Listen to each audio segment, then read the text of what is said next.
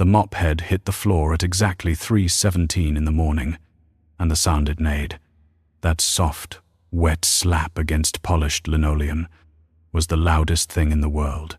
Nora Vasquez had learned to measure silence by that sound. In the break room 2 floors down, silence was the hum of the vending machine and the occasional drip from the coffee maker someone never bothered to fix. In the parking garage, silence was wind moving between concrete columns and her own footsteps hurrying toward the bus stop before the last route left at 4. But in room 12 of the Voss Private Medical Center's long-term care wing, silence was something else entirely. It was the silence of a man who had not spoken, not moved, not so much as changed the rhythm of his breathing on his own in 5 years, 3 months, and 11 days. Nora did not know why she had started counting. She told herself it was because the whiteboard outside his door listed the date of admission, and her mind did arithmetic automatically. The way it calculated grocery totals before reaching the register, she told herself it meant nothing. She was very good at telling herself things that meant nothing. She worked from the far corner, the way she always did in this room.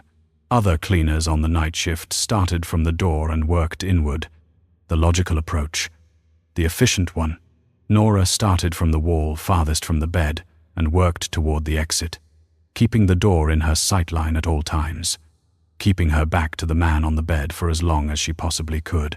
3 weeks ago, when her supervisor had reassigned her to the night rotation in this wing, she had almost quit. She had stood in the locker room holding her badge in both hands and told herself she could do this. She had told herself 5 years was a long time. She had told herself that he would not recognize her even if he could see her, which he could not, because the neurologists had been saying with great clinical certainty for 63 months that Damien Voss had no conscious awareness of his environment. She had told herself all of this, and then she had clocked in and she had done her job, and she had not looked at his face once in 3 weeks. Not once. She was very disciplined about that. Tonight she was tired in a way that went past her bones. Lily had been running a low fever since Tuesday. Nothing serious. The pediatric nurse at the free clinic had said, just a seasonal thing. Keep her hydrated and watch for changes. But Lily had cried for 2 hours after Nora dropped her at Mrs. Okafor's apartment, and Nora had stood in the hallway outside that door listening until the crying stopped, and she had been 8 minutes late to the bus and had to run the last 4 blocks in the rain. Her uniform was still faintly damp at the collar. She was tired and her feet hurt, and she missed her daughter with the specific physical ache that she had learned could not be reasoned with, only endured. She worked the mop in long strokes, steady and rhythmic, and without meaning to, the way she never meant to when she was tired enough. She started to sing. It was not really singing. It was the half-voiced thing that falls between humming and words.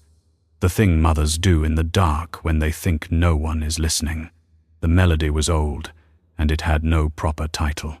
None that Nora had ever known.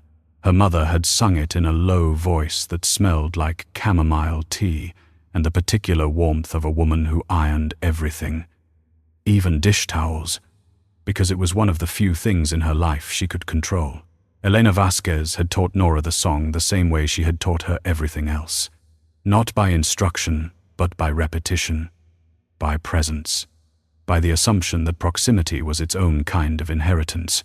Nora had been singing it to Lily since the night her daughter was born, in the delivery room of a county hospital with no one beside her, singing it to both of them, really, to the infant and to herself, because it was the only thing she could think of that felt like home. She sang it now without deciding to. The mop moving, her eyes down, the words a murmur that barely cleared her own teeth. The monitor changed. It was a small sound, a single altered note in the ambient electronics of the room, the kind of thing that meant nothing on its own, because these machines produced small sounds constantly. Adjustments and recalibrations that the night staff had long since learned to ignore, but Nora had spent 3 weeks learning the specific music of this room, the particular rhythm of Damien Voss's life support. And she knew this was not a recalibration. She stopped singing. The sound faded. The rhythm returned to its baseline. The slow metronome that had defined this room for 5 years. Nora stood very still with the mop handle in both hands and told herself she had imagined it. She was tired. She was not a medical professional. These machines made sounds she did not understand, and what she heard as a change was probably nothing more than her own exhaustion interpreting randomness as pattern. She told herself this clearly and firmly, the way she told herself all the necessary things, and then she started singing again. The monitor changed again. This time, it was not subtle. The heart rate reading climbed 6 beats, then 8, the numbers shifting on the screen with a certainty that could not be explained by her imagination or her fatigue. And Nora turned around and looked at the bed for the first time in 3 weeks. Damien Voss lay exactly as he always lay, on his back, his arms at his sides, the tubes and lines arranged with the geometric precision of people who had been tending to him for so long that they had developed rituals around it. He was not moving, but his right hand, the one nearest her, the fingers that had been curled slightly inward every time she had accidentally glanced at them in passing, those fingers were different. They were extended, not reaching, not grasping, just open. The way a person opens their hand when they hear something they recognize. Nora stopped singing. The fingers did not curl back. The monitor settled toward its baseline but did not quite reach it. She stared at his hand for 4 seconds. 5, 6, and then she did the only thing her body knew how to do when confronted with the thing she had spent 5 years, 3 months, and 11 days afraid of. She picked up her bucket and her mop, and she left the room, and she did not stop walking until she was outside in the rain, standing on the sidewalk with no jacket, breathing in the cold air and telling herself, very firmly, that nothing had happened, nothing at all. She had not been in that room. She had not sung that song. His hand had not moved. By 8:45 in the morning, she was sitting across a desk from her supervisor, who was sitting across the same desk from a tablet displaying the overnight monitoring data from room 12, which showed a clear 6-minute window between 3:17 and 3:23 in which Damien Voss's heart rate had elevated with a regularity that the overnight physician had flagged as clinically significant for the first time in 63 months. The night shift charge nurse had pulled the security footage. The footage showed Nora. It showed the mop. It showed, with the impersonal clarity of a wide-angle lens, the exact moment when Nora started singing and the exact moment she stopped. And the correlation between those 2 moments and the changes on the monitor was the kind of thing that could not be attributed to coincidence by anyone looking at it with fresh eyes. Her supervisor was looking at her with the expression of someone who had already decided she was either a liar or a liability and had not yet settled on which. Nora sat with her hands in her lap and said she did not know what had happened. That part, at least, was true. She was waiting to be escorted to HR when the man came in. He was not large, not the kind of man who filled a doorway, but something about the way he moved made the doorway feel like it had been built for him. He was somewhere between 55 and 65, silver-haired, dressed in a charcoal suit that had cost more than Nora's monthly rent, and he looked at her the way people look at things they have already decided the value of before picking them up. He said his name was Raymond Voss, and he said it the way people say things they expect to change the air in a room. And the air did change, because Nora's supervisor sat up straighter, and the security guard by the door shifted his weight, and Nora felt the specific cold that comes not from the weather, but from understanding that a situation has moved outside the boundaries of anything she can control. Raymond Voss pulled the chair beside her supervisor's desk away from the wall and sat down without being invited, and he looked at Nora for a long moment. And then he said, "Sing it again." Not will you please sing it again. Not we would like you to demonstrate what you did last night. Just sing it again. 2 words followed by a silence that was not empty but full. Full of everything he was not saying. Full of the weight of a man who had spent 5 years watching his nephew lie in a bed and lose. Ground by millimeters. Full of something that Nora could not name but recognized the shape of. The shape of desperation wearing the clothes of authority. She looked at him and said nothing. He looked back at her and said nothing. Outside the window, the morning traffic moved past and the rain had stopped. And somewhere in the building, 2 floors up and down, a long white corridor. The machine that measured Damien Voss's heartbeat made it slow, steady, indifferent sound. Raymond Voss said, "That was not a question." She sang it in front of 6 people. That was the part she would remember afterward. Not the way Raymond Voss had escorted her up the elevator without touching her. Maintaining a distance of exactly 2 feet that felt less like courtesy and more like the space a man keeps around, something he has not yet decided whether to acquire or destroy. Not the way the 2 physicians and the charge nurse and the neurologist had arranged themselves around Damien Voss's bed, with the careful neutrality of people who had been trained to keep their reactions out of their faces and were currently failing. Not even the way the room smelled. The same antiseptic and recycled air it always smelled of. Except that standing in it in daylight with 6 pairs of eyes on her made it feel like an entirely different room. What she would remember was the number.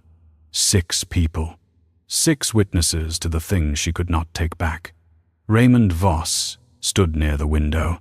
He did not look at his nephew. He looked at Nora, and he waited. She cleared her throat. She looked at the middle distance, a point somewhere above Damien Voss's left shoulder, and she began. The melody was the same one she had sung at 3 in the morning, the same her mother had sung in a voice that smelled like chamomile, the same she sang to Lily in the dark of their 1-bedroom apartment on nights when Lily couldn't sleep and Nora couldn't either.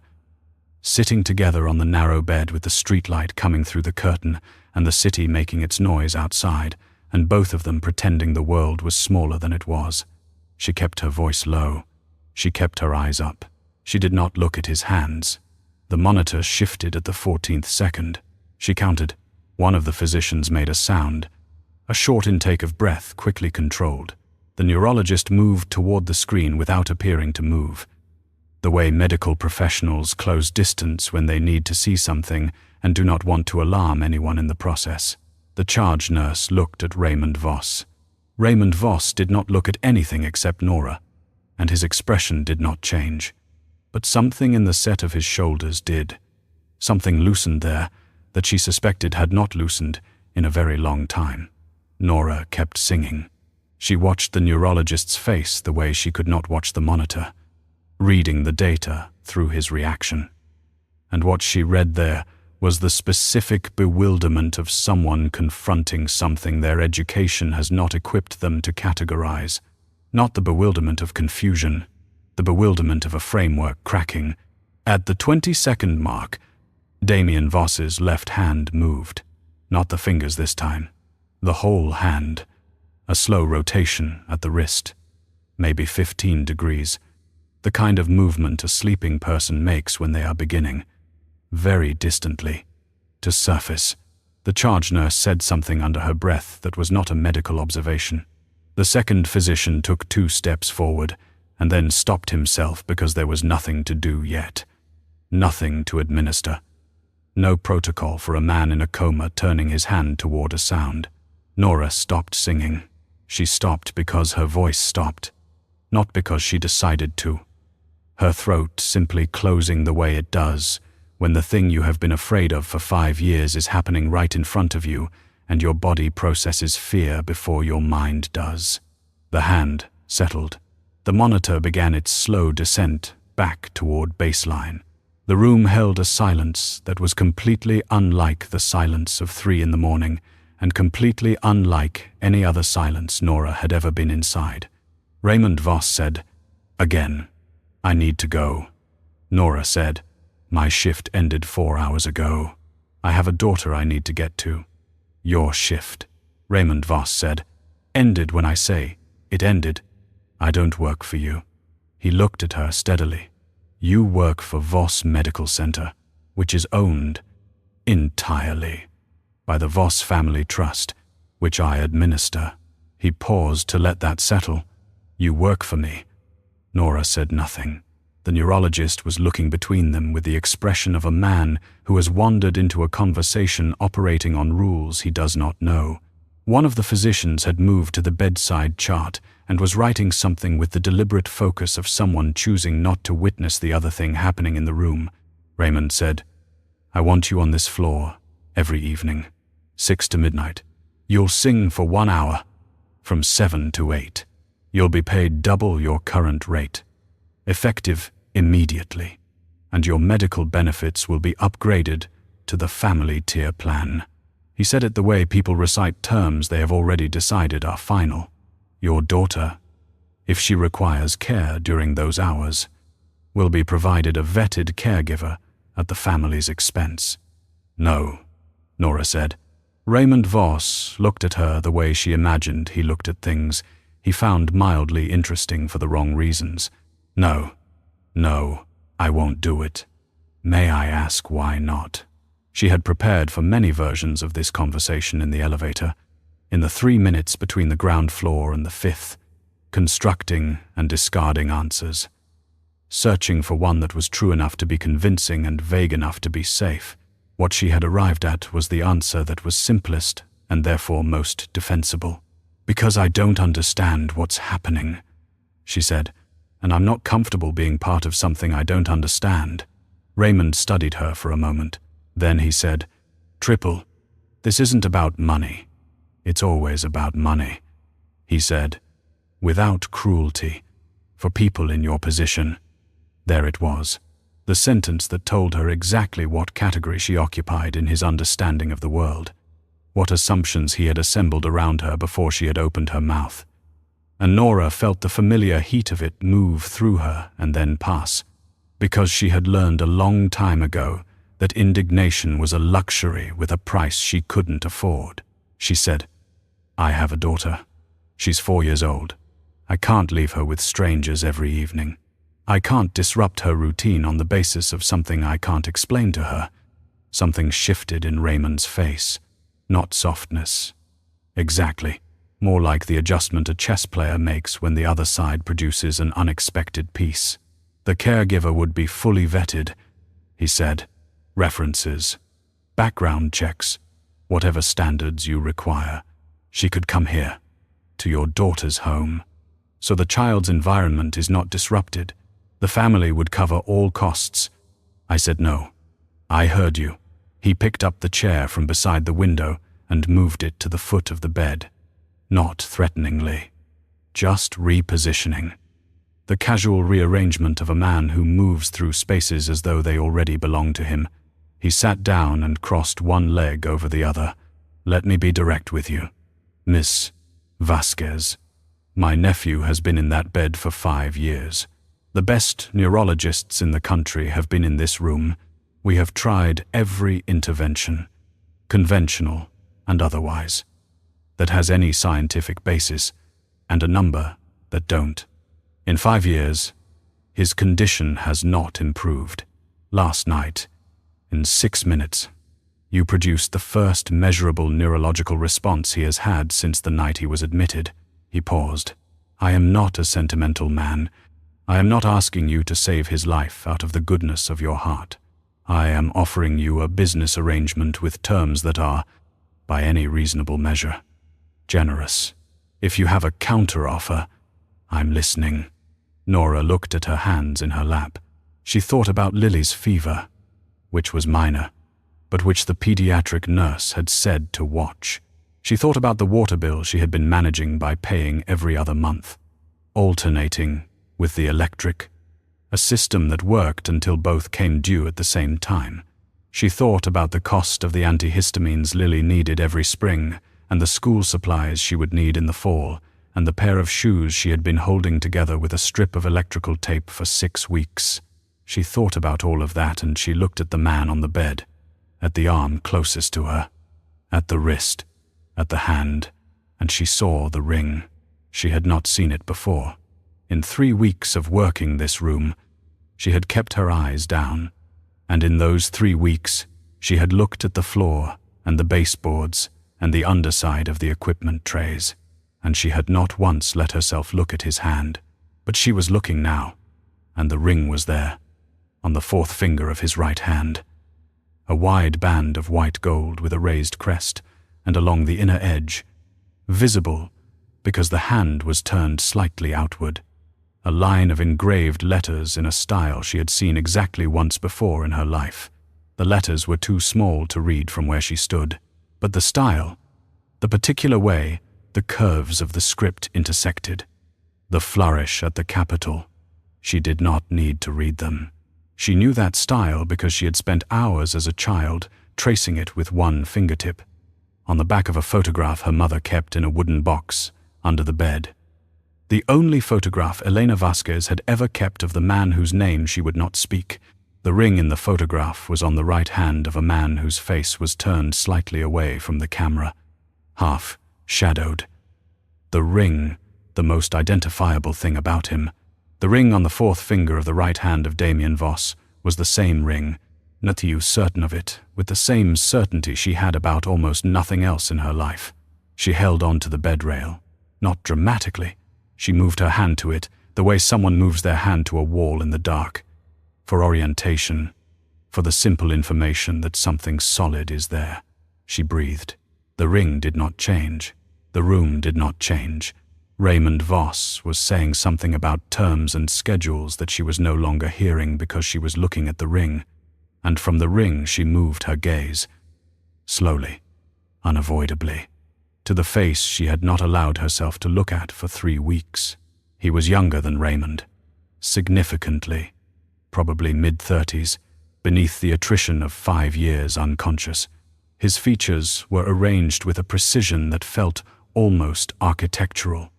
The jaw, the brow, the line of the nose, everything in proportion with the kind of structural confidence that looks like arrogance in waking people and looks like something else entirely in sleeping ones. She looked at his eyes, closed, and tried to imagine them open. She thought about the photograph, the half-shadowed profile, the one clear feature that the camera had caught. The eyes in the photograph were dark, long-lashed, set under brows that were straight and heavy. The eyes of a man who looked at things directly or not at all. Nora thought about the wooden box under her mother's bed. She thought about the photograph inside it, and the face half turned away, and the one feature she had always been able to see clearly. She looked at the face on the pillow, and she knew, with the same cold certainty she had felt about the ring, that she had seen those eyes before. Not on this man, on the man in the photograph, the same eyes, 1 generation removed, wearing a different face. The eyes of the man her mother had loved and never named, Ms.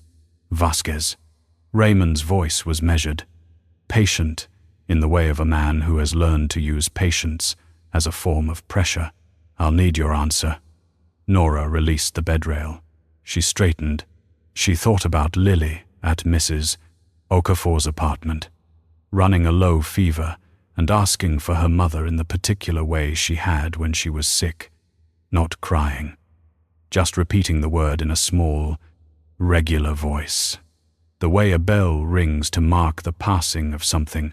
She thought about the wooden box and the photograph and the ring on the hand of the man in front of her, and she thought about all the things that connected those images in a line she had been refusing to draw for 5 years and longer, a line she could not draw now, could not follow to its end in this room, with Raymond Voss watching her, because the end of that line was somewhere she was not ready to go. 4 to 10, she said, not 6 to midnight. I need to be home before she goes to sleep. The caregiver comes to our apartment, not somewhere chosen by your family. I have approval over who it is. She paused. And I want it in writing that my employment here is not contingent on results. If he doesn't improve, I don't lose my job." Raymond looked at her for a long moment. Then he nodded once. The compact nod of a man ratifying a decision he had already made before the other party finished speaking. "Agreed," he said. "I'll have the paperwork drawn up this afternoon." Nora nodded. She picked up her bag from the chair by the door. She walked out of the room without looking back, down the corridor, past the nurse's station, and into the elevator. And she pressed the button for the ground floor, and she stood with her back against the elevator wall, and she looked at her own hands, and she thought, "I should leave. I should call in a resignation before that paperwork is ready and take Lily and go somewhere else. Another city. Another job." The way she had already done twice in 5 years. She thought this clearly and precisely, and she knew, with the same clarity, that she was not going to do it, because Raymond Voss would want to know why she refused. Because a woman who refuses triple pay without explanation is a woman with something to hide. And Raymond Voss was exactly the kind of man who went looking for things people were hiding. Better to stay where she could see him. Better to stay and be careful. She was very good at being careful. She told herself this firmly as the elevator descended and the lobby appeared through the sliding doors. And she stepped out into the morning light and took out her phone to call Mrs. Okafor and ask about Lily's fever. She did not let herself think about the ring again until she was on the bus. And when she did, she looked out the window at the city moving past and allowed herself exactly 30 seconds of it. The image of the white gold band and the engraved script and the half-shadowed face in her mother's photograph. And then she put it away. She was very good at putting things away. She had been putting this particular thing away for a long time, and she could keep doing it. She could keep doing it until she understood what she was actually looking at, and she was not yet sure she wanted to understand that. The caregiver's name was Helen Park, 42 years old, a former pediatric nurse who had left hospital work 6 years ago to care for her own mother and had since built a small private practice of evening and overnight childcare for families in the medical field. Her references were 3 physicians, a federal judge, and a woman who ran a non-profit for at-risk youth and who described Helen on the phone as the only person on earth I would trust. With my children while I was unconscious. Raymond Voss's people had produced this information within 18 hours of Nora's request, which told her something about the kind of infrastructure the Voss family maintained and which she chose not to think about too carefully because thinking about it carefully led to other things she was not ready to think about. Helen arrived at Nora's apartment on a Wednesday evening at 3:55, 5 minutes early, carrying a canvas tote bag that contained, as she explained while Nora stood in the doorway evaluating her, 2 picture books, a set of wooden puzzles, a bag of mixed art supplies, and a container of homemade oatmeal cookies that she had brought in case the child had not yet eaten dinner, and also, she said, because she had made too many. Lily stood behind Nora's right leg and looked at Helen with the focused assessment of a 4-year-old who has learned to read adults quickly and file them accurately. Helen looked back at Lily without performing anything. No theatrical warmth, no oversized smile, just a steady, comfortable attention. After 11 seconds, Lily stepped out from behind Nora's leg. "Are those peanut butter?" she said, pointing at the cookie container. "Oatmeal raisin," Helen said. "Are you a raisin person?" Lily considered this. "I can be," she said. Nora had left for the hospital before they finished the first cookie. The arrangement had been in place for 11 days now. 11 evenings of Nora, arriving at room 12 at 4 o'clock, settling into the chair that had appeared beside the window on the second day. A good chair, cushioned, the kind purchased deliberately rather than borrowed from a waiting room, and she had not commented on it, and Raymond had not explained it. 11 evenings of singing, 1 hour beginning at 5. Because the neurologist had recommended the earlier slot after reviewing the overnight brain activity data that showed Damien's cognitive arousal patterns peaked in late afternoon. 11 evenings of watching the monitor climb and watching the man in the bed make the slow, incremental movements of someone trying to find his way back through a very long, dark, and 11 evenings of Nora sitting afterward in the chair by the window while the medical team conferred in low voices, looking at the ring on his hand and looking away, looking and looking away. The way you look at something that you know is going to cost you everything. The progress was real. The neurologist, a careful man named Dr. Renner, who spoke in complete sentences and cited studies when he was certain and said, "I don't know," when he wasn't, which Nora respected, had told her after the 5th session that the brain activity he was recording during the singing hour was unlike anything he had documented in a patient at this stage of prolonged unconsciousness.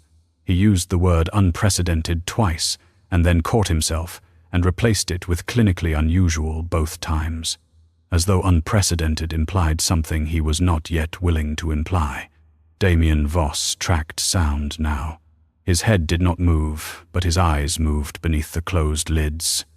The rapid, purposeful movement of a dreaming person, rather than the slow drift of a deeply unconscious one. His hand closed around the bed rail on the 3rd day and had not released it fully since. He swallowed on his own.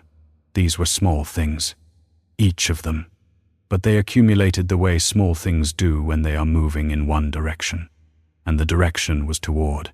Nora watched all of this and felt the specific vertigo of someone walking a path that narrows with every step.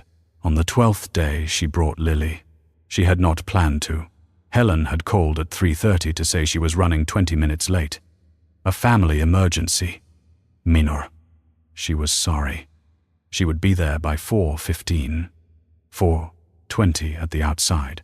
Nora had looked at Lily sitting on the kitchen floor, arranging her wooden animals in a configuration that Lily described as a meeting, and had thought about calling Raymond's office to reschedule, and then had thought about what Raymond would say or not say, and had decided instead to bring Lily with her, settle her in the family waiting area on the 4th floor with the tablet loaded with her shows, and retrieve her after the session. It was a practical decision. It was not a good one. They arrived at 4:10.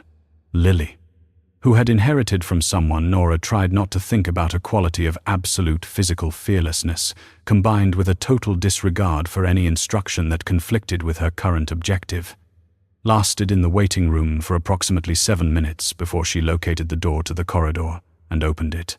Nora found her standing in the hallway outside room 12, looking at the nameplate beside the door with the focused interest she brought to all printed text, which she was learning to decode with a determination that her preschool teacher described as intense and which Nora privately considered one of the best things about her. "We have to go back to the waiting room," Nora said. "Who's in there?" Lily said. "Someone who is sleeping and needs quiet. Like nap time. A very long nap time. Come on. Can I see?" "No." Lily looked at her.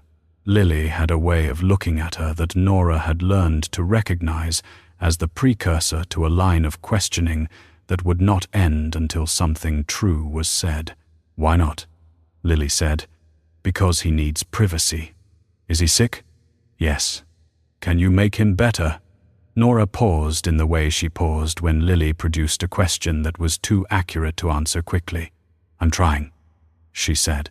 Lily looked at the door, then back at Nora, and whatever she found in Nora's face apparently satisfied some internal criterion, because she took Nora's hand without being asked, and they walked back to the waiting room, and Lily climbed onto the chair and opened the tablet. Nora stood in the doorway watching her for a moment. And then Dr.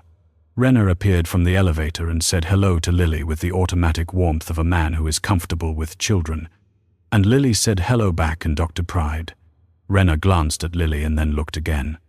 The second look, that was not a social look, but an observational one, and something moved across his face that was there and then carefully gone. He looked at Nora. Nora looked at him. Neither of them said anything. He continued down the corridor toward room 12. Nora stood in the waiting room doorway for 5 seconds after he turned the corner, and then she went in and sat down next to Lily and pretended to watch the tablet and thought about the way Dr. Renner had looked at her daughter. She had seen that look before, or one like it, from Mrs. Okafor, the first time she had agreed to babysit, from Nora's supervisor at her previous job, from strangers on the bus who glanced at Lily and then at Nora and seemed briefly confused by an arithmetic they couldn't resolve. People who knew her and people who didn't kept arriving at a subtraction, the dark eyes that were not like Nora's, the particular line of the jaw, the way Lily held her head when she was thinking, tilted slightly left, with a stillness in it that had nothing to do with a 4-year-old's usual relationship to stillness. Nora had spent 4 years learning not to look for these things in her daughter. She was not always successful. She went in to sing at 5 o'clock and left Lily with the tablet and a packet of crackers and a very clear instruction not to open any doors. She sang for the full hour. Damien's responses were stronger today. The hand on the bed rail, flexing in a slow rhythm that Dr. Renner murmured to his colleague, was consistent with voluntary motor activity. The words careful and significant, and landing in the room the way significant things do. Changing the texture of the air. When Nora stopped at 6, the monitor took longer than usual to descend. She sat in the chair by the window and looked at the ring and thought about Dr. Renner's second look at Lily, the one he had smoothed over.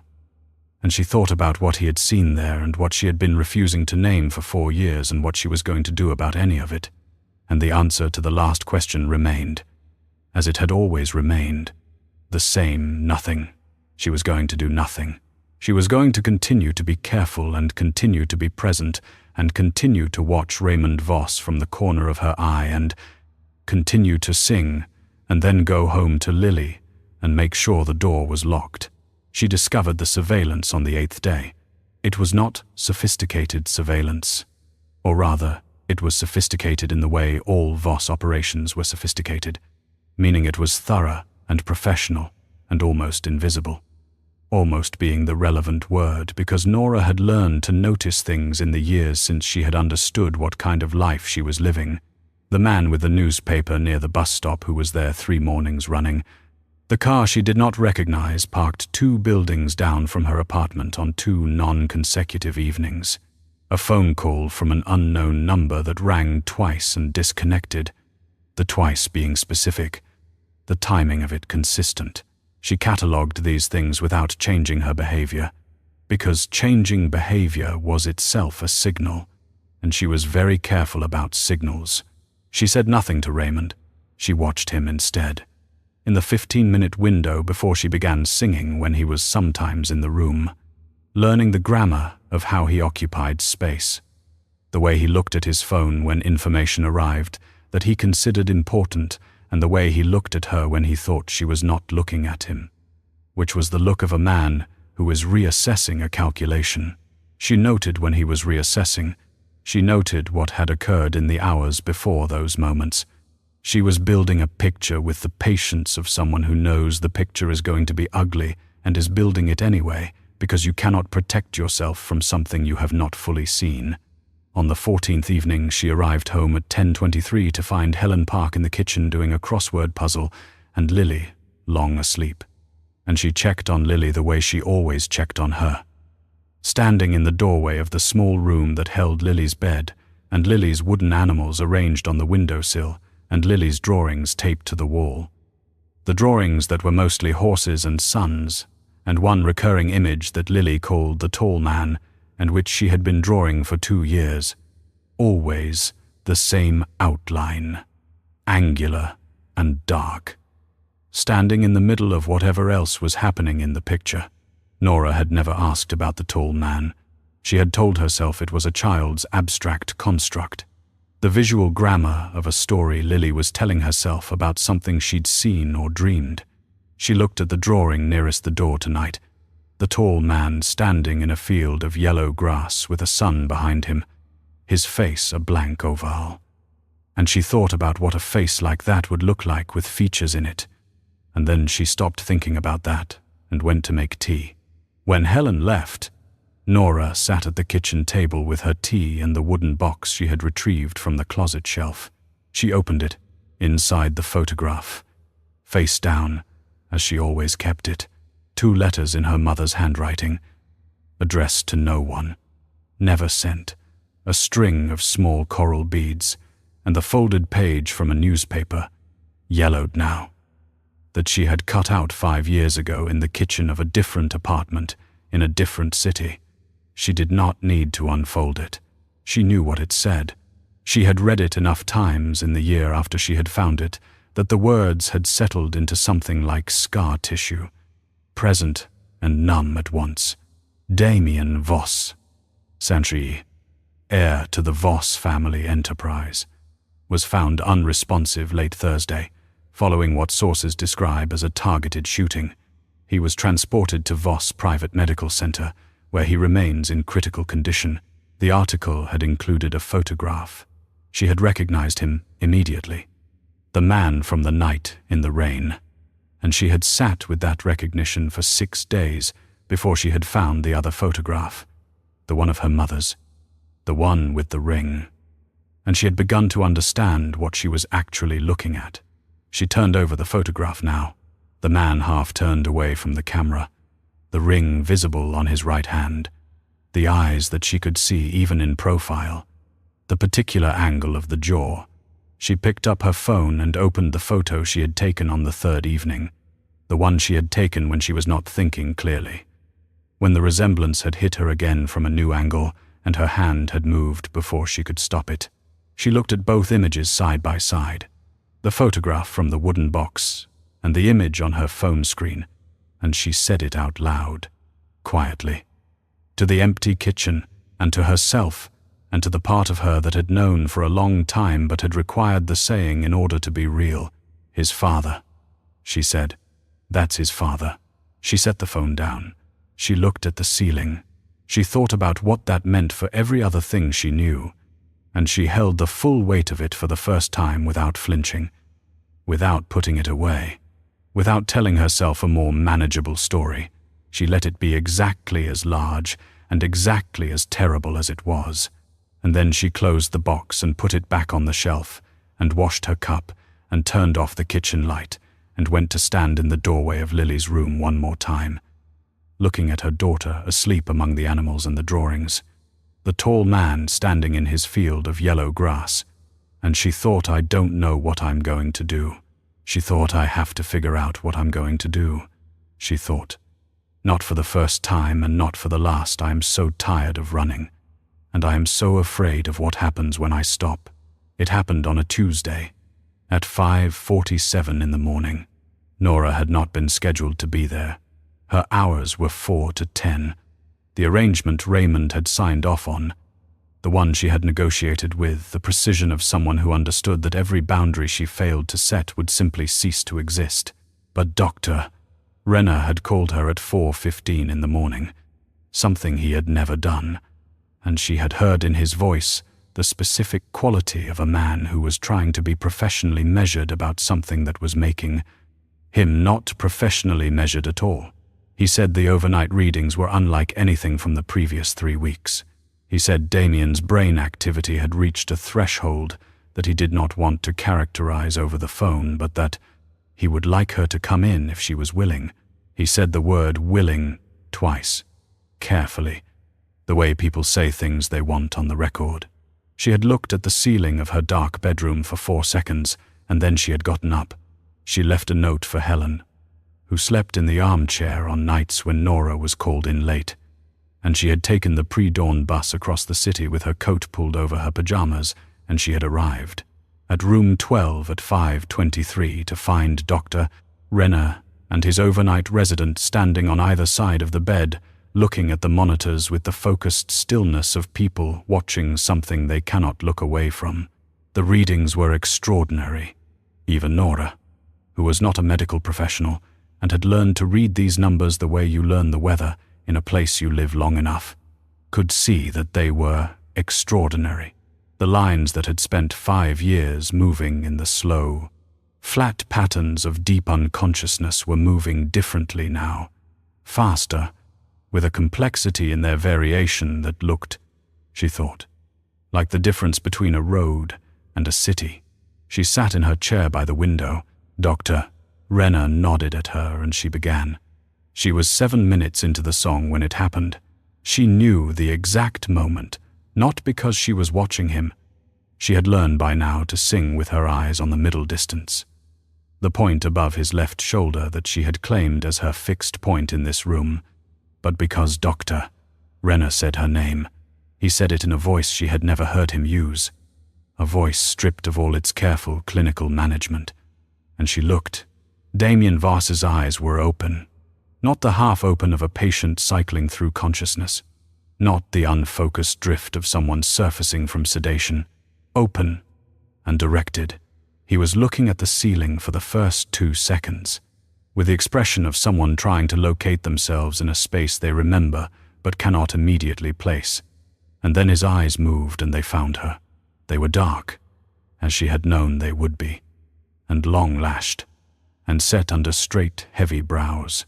And they were exactly as she had imagined them for 5 years, and exactly as she had been afraid they would be, because they looked at her with the focused attention of a man who was conscious and present, and already, in the very first seconds of his return to the world, trying to understand what he was seeing.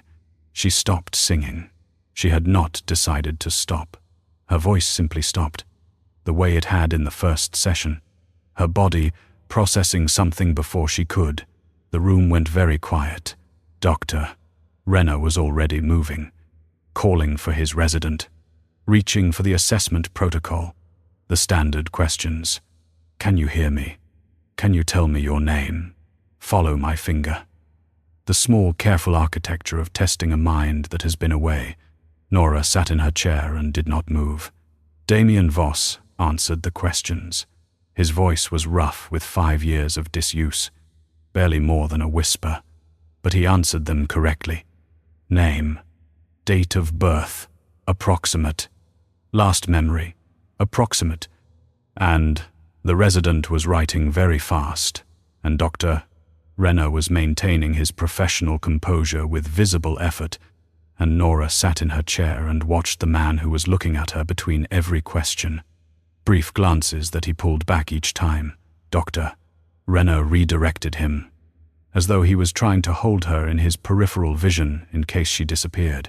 Within 40 minutes, the room had filled. 2 more physicians. The charge nurse, a man in a suit who was not Raymond and who Nora had never seen before, and then Raymond himself, arriving at 6:38 in a coat that suggested he had come directly from somewhere he had been when the call reached him.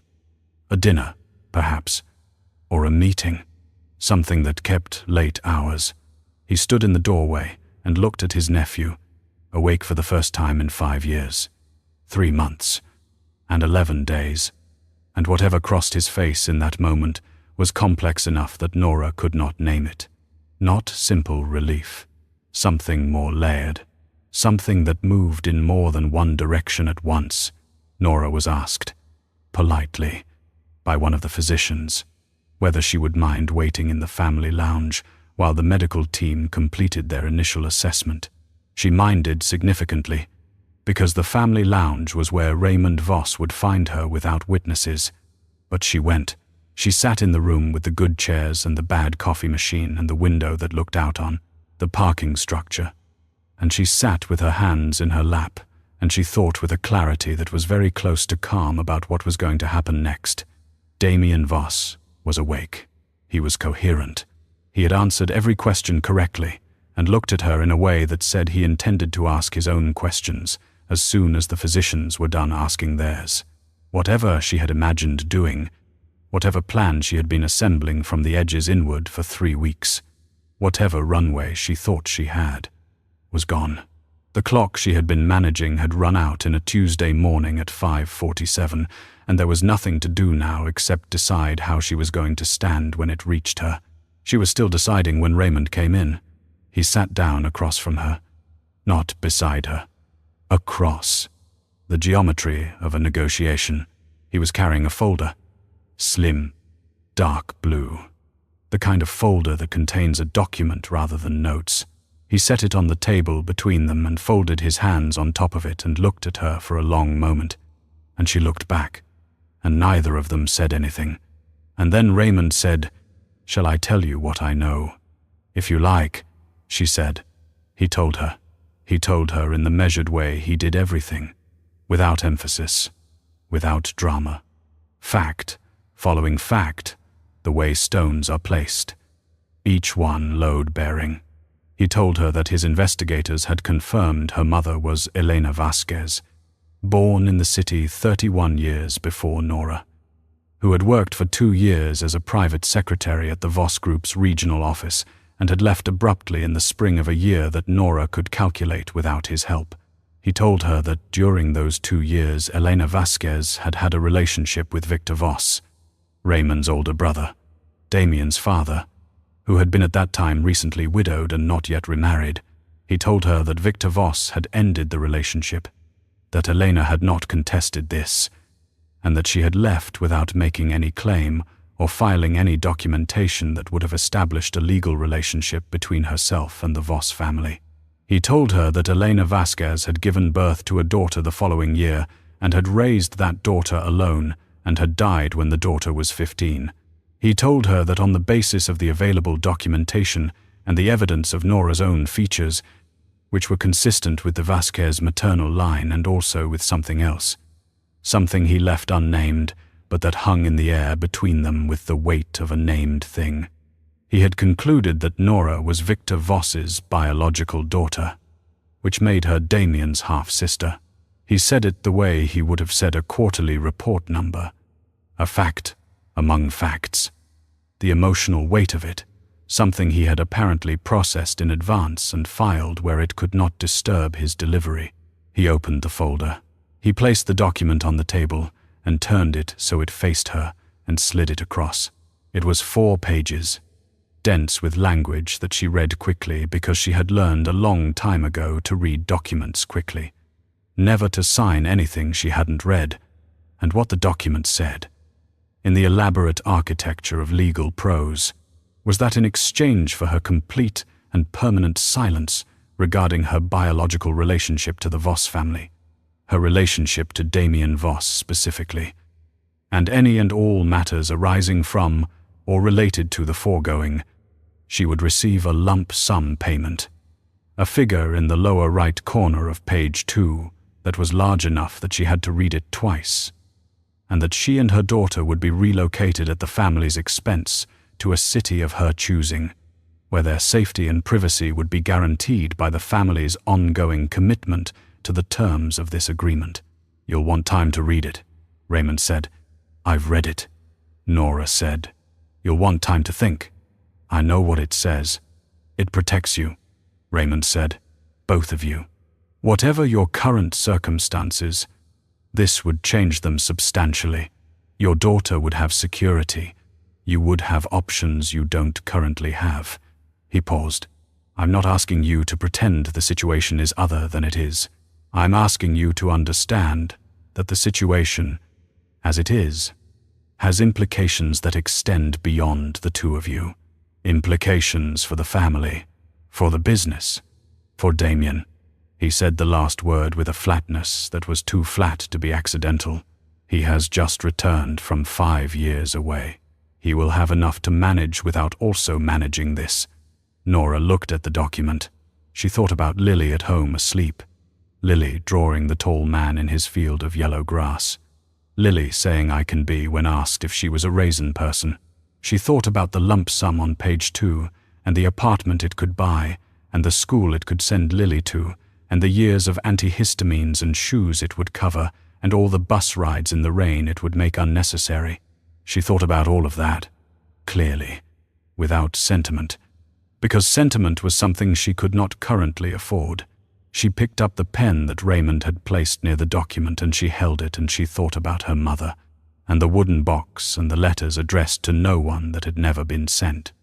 And she thought about what it meant to be a person who made that choice, who took the money and the silence, and the relocation, and the option of living a life in which the truth was something she carried alone forever. She thought about Lily growing up, never knowing. She thought about herself at 15. Her mother dead. Finding the box and the photograph and spending years constructing guesses about a man whose name she did not know and whose face she could only half see. And she thought about what it would be like to choose that for her daughter, deliberately, with full knowledge. For money. She was still thinking about this when the door opened. She heard it first as a change in the air pressure of the room, the small shift of a door moving, and then she heard the sound that accompanied it, the careful, effortful sound of someone managing their weight on a body that had not been asked to carry it for a long time. And she looked up. Damien Voss stood in the doorway. He was in a hospital gown, and he was holding the frame of the door with one hand in the way that made it clear the door frame was doing a meaningful portion of the structural work, and his feet were bare on the corridor floor, and he had clearly come here without telling anyone he was going to, which explained the muffled sound of voices down the hall moving with urgency toward this room. He was upright. He was awake. He was looking at the pen in her hand and the document on the table with eyes that were dark and fully conscious, and taking in the scene with an accuracy that told her his mind, at least, had lost nothing to the 5 years. He looked at Raymond. He looked at the folder. He looked at the pen in Nora's hand. He did not say anything. He stood in the doorway, breathing carefully, managing the effort of standing after 5 years of not standing. And he looked at Nora with the expression of a man who has just woken from a very long sleep and found the first thing he sees in the world is something he needs to stop. He crossed the room in 9 steps. Nora counted them without meaning to, the way she counted everything in moments of crisis, her mind producing numbers when it could not produce words. 9 steps from the doorway to the table, each one careful, each one the studied effort of a man, relearning the collaboration between intention and body. And in those 9 steps, she sat perfectly still, with the pen in her hand, and watched him come, and did not move, could not move. Had perhaps lost the capacity for movement in the way you lose it, when something you have been bracing for 5 years finally arrives, and the bracing turns out to have been the only thing holding you upright. He reached the table. He looked at the document. He looked at it the way he had looked at the monitor readings when Dr. Renner first showed them to him an hour ago, with a rapid, total attention that she suspected was how he looked at everything, all the way in immediately. No preamble. He picked it up. He read it. He read all 4 pages, standing, in the time it took Raymond to say his name once and then decide not to say it again. Then he put it back on the table, and he tore it in half. The sound was clean and certain in the quiet room, and then he tore the halves again, and set the 4 pieces down, and looked at Raymond. Raymond looked back. Something moved between them in the silence that followed. Something with the specific gravity of a conversation that had been a long time coming and had arrived now at the worst possible moment for both of them, which was perhaps the only moment it could have arrived.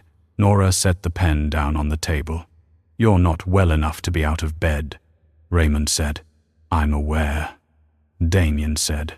His voice was still rough, still carrying the damage of 5 years of disuse, but it was steady in the way that certain voices are steady because the person speaking them has decided on steadiness, not because steadiness comes easily.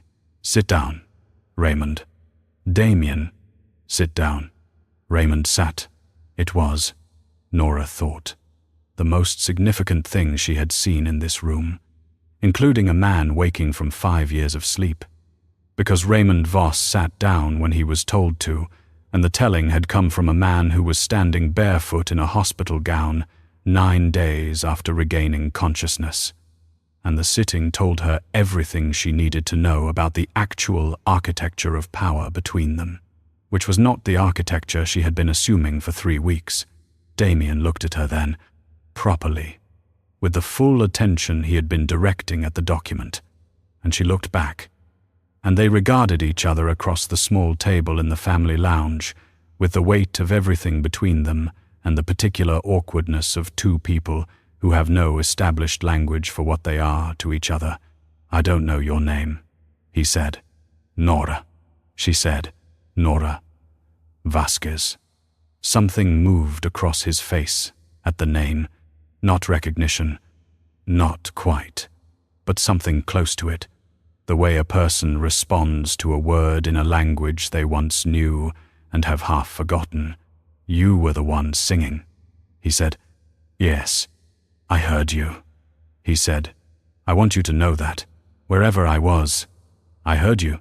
It was the only thing I heard clearly." He said this without sentiment, as a statement of fact, because it was a statement of fact, and Nora received it the same way, holding it carefully, understanding its weight without yet knowing what to do with it. Raymond said, "Damien, there are things you need to know before this conversation continues." "I imagine there are," Damien said. He lowered himself into the chair across from Raymond, slowly, managing it, and she could see the effort it cost him and the decision he had made not to show how much, starting with "Who tried to kill me?" Raymond was quiet for 2 seconds. It was the most informative 2 seconds Nora had witnessed. "That's a conversation for when you're stronger. That's a conversation for now," Damien said. He looked at Raymond the way he had looked at the document, all the way in. Nothing held back. "I've had 5 years to think. Whatever version of events you're working from, I'd like to compare it to mine. You were unconscious." "I was not entirely unconscious," Damien said. "For the entire 5 years, I was somewhere, and in that somewhere I had access to things that happened before I went in. Things I had not fully understood when they occurred, and I have had a great deal of time to understand them." He paused. "I remember the night I was shot, Raymond. I remember where I was, and I remember why I was there, and I remember what I had found 2 days before. I remember all of it." Raymond was very still. Nora watched him and understood for the first time, with the clarity of seeing two people who know each other's actual substance, that Raymond Voss was afraid. Not of Damien's anger, of Damien's memory. "Tell me what you found," Nora said. Both men looked at her. She had not planned to speak. The words had arrived before the plan, the way true things sometimes do when you have been managing them for too long. She looked at Damien and said, "Before you were shot, you said you found something 2 days before. Tell me what it was." Damien looked at her for a long moment, reading her face with the same attention he gave everything, and she let him read it because she did not have the energy left to arrange it into something more manageable than the truth.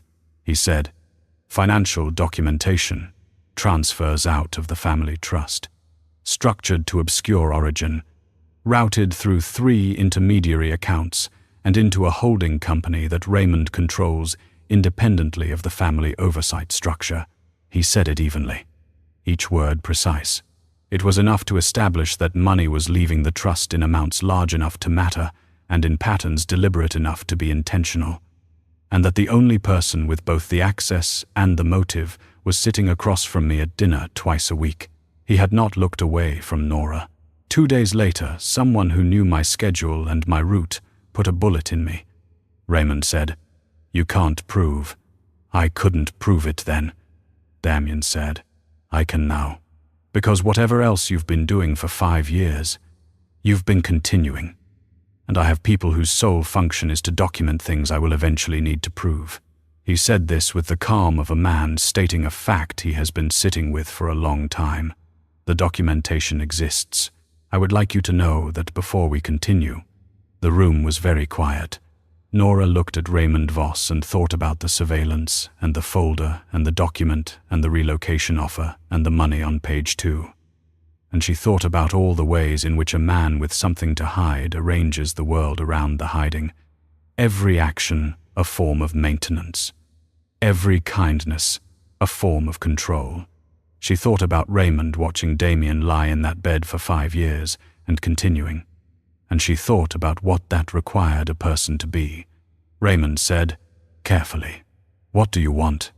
Accountability, Damien said, which we'll discuss with the appropriate people present and not in a hospital lounge at 7 in the morning. He set his hands on the table. They were steady. What I want from you in this room, right now, is the truth about what you know about this woman and what you were trying to buy her silence about and why. Raymond looked at Nora.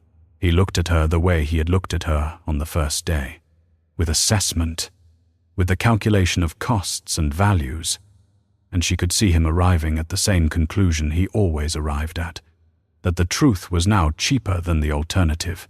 He said, her mother was Nora Vasquez. Victor's your father's a pause. His companion, for 2 years. Before you were 10. Elena left when Victor ended it. She was pregnant when she left.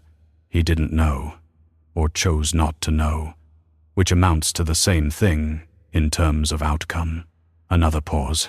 Nora is his daughter, your half-sister. Damien was quiet. He looked at Nora, and she looked at him, and neither of them said anything because there was nothing to say that the silence was not already saying more precisely.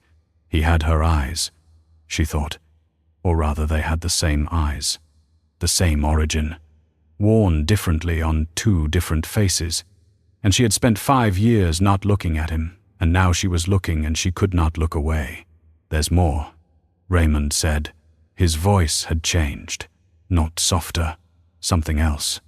The tone of a man releasing a weight he has been carrying so long he has forgotten how to stand without it.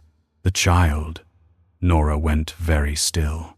Your daughter, Raymond said, to Nora, is Damien's.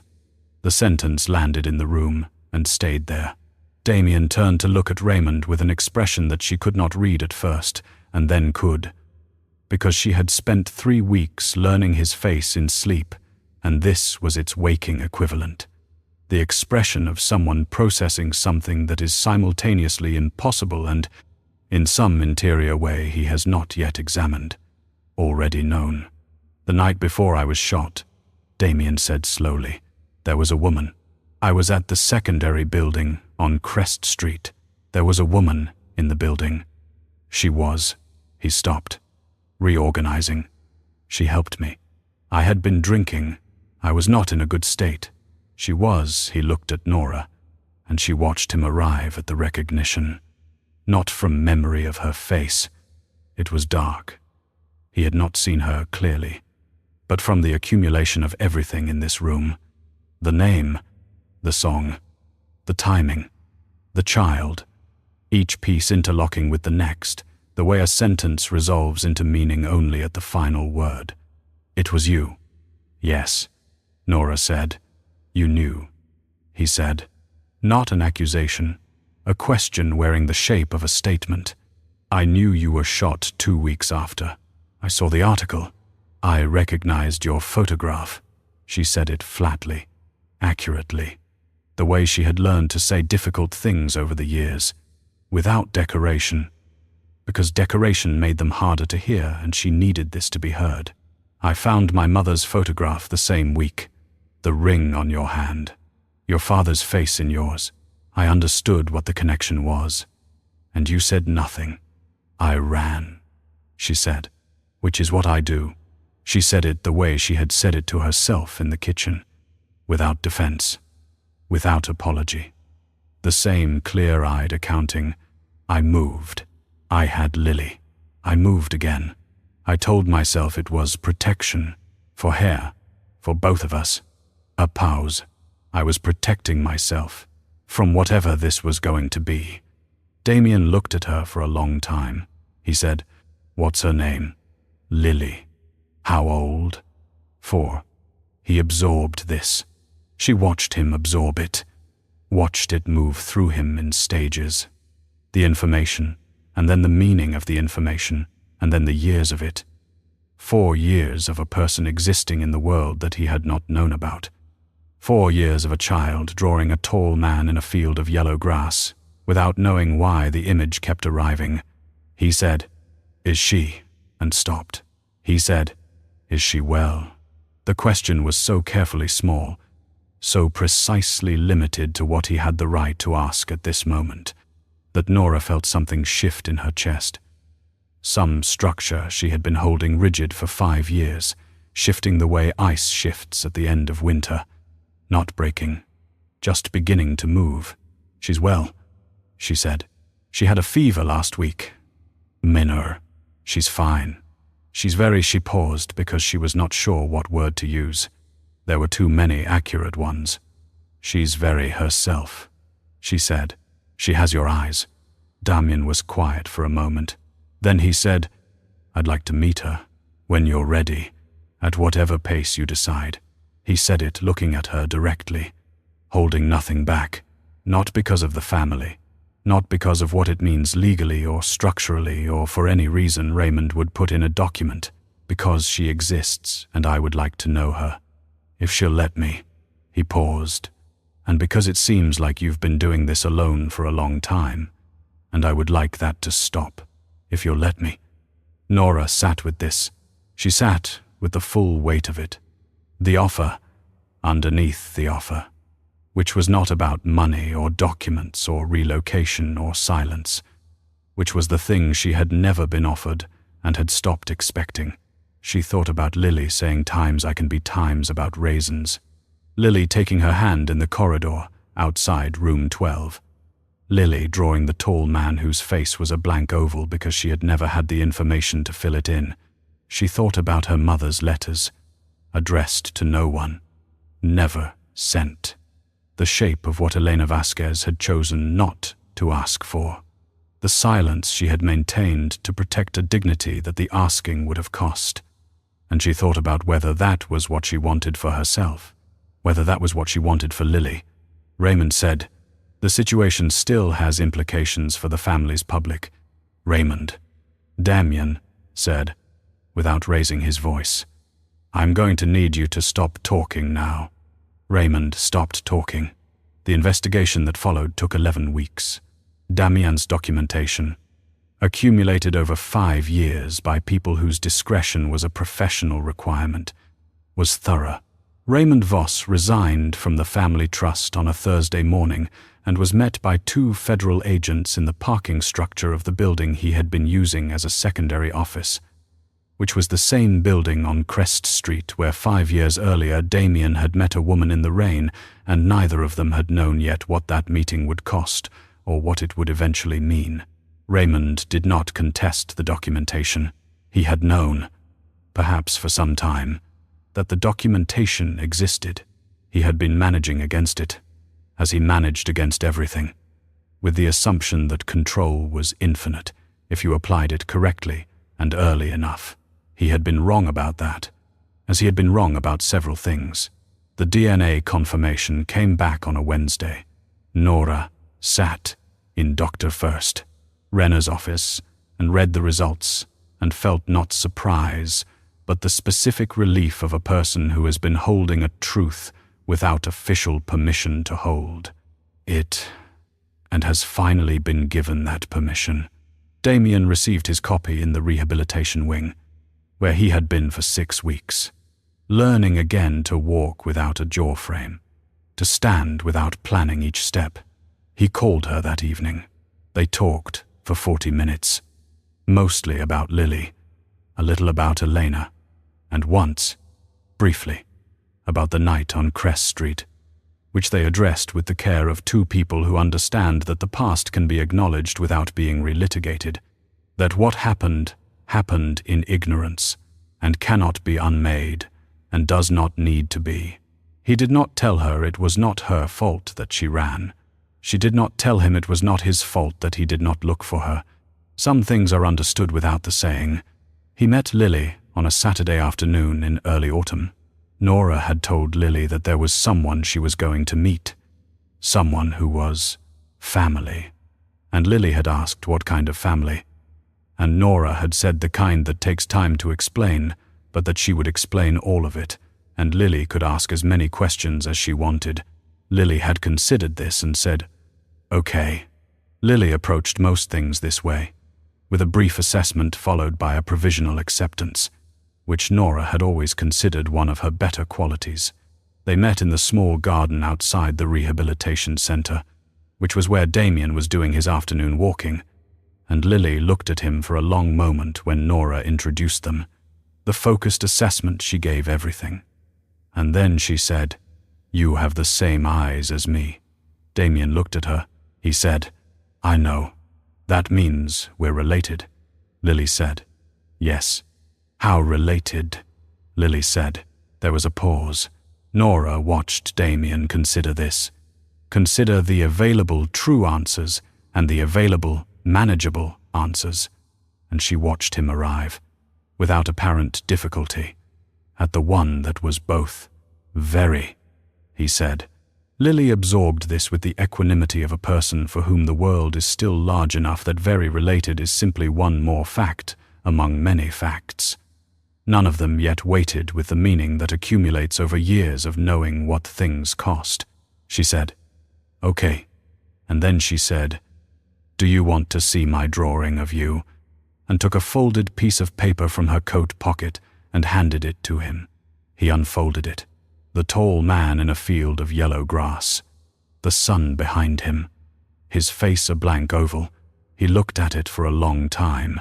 Then he looked at Lily. Then he looked at Nora. And what was in his face was something she had not seen there before. Something that had not been there in the first weeks of his return. Still assembling itself from the pieces of a man who had spent 5 years with nothing to do but understand what he had and had not valued. And she recognized it not from him but from herself. From the mornings she stood in Lily's doorway and felt it move through her like a current. The feeling that is too large for any of the words assigned to it and so tends to go unnamed. Sitting in the chest where all the unnamed things live, he folded the drawing carefully and put it in the pocket of his jacket. He did not say anything. He did not need to. They walked in the garden for an hour. The 3 of them, Lily between them, asking questions at the rate she always asked questions, which was continuous and non-sequential, the way children move through the world. Sideways and forward and back, and then sideways again. And Damien answered each one with the focused attention he gave everything. And Nora walked beside them and thought about her mother and the letters addressed to no one, and the choice Elena had made, and the choice she herself had come so close to making. And she thought about the pen she had been holding when Damien walked into the room. And she thought, "I am so glad I had not yet signed." She thought, "I am so glad he walked through that door." She thought, for the first time in 5 years without the word afraid attached to it, "I don't know what happens next." She found that she could live with that. She found, walking in the early autumn light with her daughter, and the man who was her brother and her daughter's father, and a stranger she was only beginning to know. All of these things at once, none of them cancelling the others. That not knowing what happened next was simply the condition of being alive, and that she had been mistaking it for danger for so long that she had forgotten it was also something else, also the condition of being free, also the condition of beginning. Lily took both their hands at the same time, one each, without asking. The way she took what she needed from the world, without apology. She swung between them once, lightly, and then settled into walking. And she said, to neither of them in particular, and to both of them, "This is a good garden." And it was. It was a good garden. The sun was out, and the leaves were beginning to turn, and somewhere in the city, a bus was running its route, and a wooden box was sitting on a closet shelf, and a song was waiting to be sung again, and none of it was simple. None of it was clean. All of it was real. All of it. Every tangled and imperfect and irrevocable piece of it was theirs